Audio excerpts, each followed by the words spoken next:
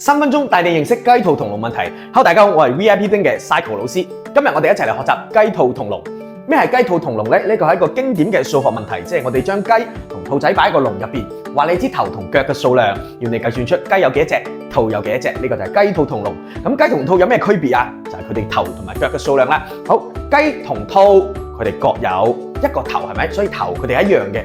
好，咁雞有2隻腳，兔有4隻腳，所以佢哋唔同嘅地方就在於呢隻腳啦。咁根據頭相同、腳唔同嘅特點，我哋就可以嚟計算咯。咁計算咧，我哋要用到2種方法，一個咧叫做假設法，一個叫做列表法。好，咩係假設法啊？即係首先我哋先假設一下，全部都係雞或者全部都係兔，去計算佢哋隻腳。比如話我哋呢度啦，我哋就可以嚟，假如9隻全部係雞，全部係兔，咁佢哋腳嘅數量分別就係9乘2、9乘4。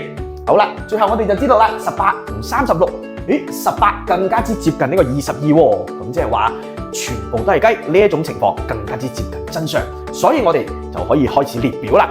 嗱，呢個列表法咧，即係我哋先假設雞有幾多隻，兔有幾多隻，去計算腳嘅數量。咁邊個嘅腳嘅數量對啱咗啦？咁呢一種情況就係真實嘅情況，就係我哋嘅答案啦。所以咧，好啱啱我哋假設到發現係雞多啲，我哋就從雞多開始。9隻全部都係雞，0隻兔仔，腳嘅數量就係0隻兔仔乘4隻腳，加上9隻雞乘2隻腳，總共係18隻腳。呢種情況當然唔啱啦。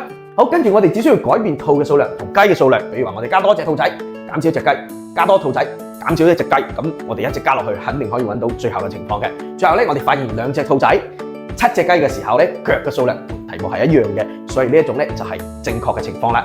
答案寫2同7，呢一個係列表法，我哋先借助假設法幫我哋去確定範圍，再用列表法揾出正確嘅答案。咁但係呢個時候可能有小朋友就會講啦，哎呀，老師好多數字啊，我頭好痛啊。好，有冇啲簡單啲嘅辦法啊？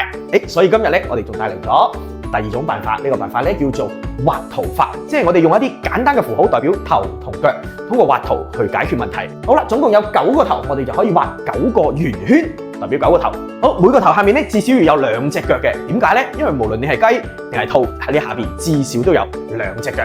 好，咁我哋每個頭下面畫到2隻腳，2、4、6、8、10、14、14、16、18。我哋發現咧用咗18隻腳啦，但係題目呢話有22隻腳喎，咁仲有啲腳未用晒點算啊？好，咁我哋就繼續喺呢啲頭下面去畫腳啦。咁然後咧我哋就嚟畫啦，20、22。好，畫咗2對腳加咗上去之後咧，我哋發現咧啲腳數就用晒啦。所以呢一個咧就係實際情況啦。你睇係咪有9個頭，22隻腳啊？好啦，咁4隻腳嗰啲咧就係兔仔，2隻腳嗰啲咧就係雞咯。所以我哋就知啦。好，兔仔有2隻，雞有7隻，就係咁簡單就解決咗啦。呢個就係畫圖法，先畫頭，再畫2隻腳，剩翻仲有腳你就加落去。4隻腳嘅係兔，2隻腳嘅係雞。呢個係畫圖法。好，咁咧呢度有一個小練習哈，嗱，交俾你哋去完成啦。9個頭，32隻腳，咁請問雞同兔各有幾多隻？快啲去試下，話個正確答案俾爹哋媽咪知啦。我係 VIP Think 嘅 Cycle 老師，歡迎嚟到 VIP Think 嘅學習，我哋一齊探索更多有趣嘅數學。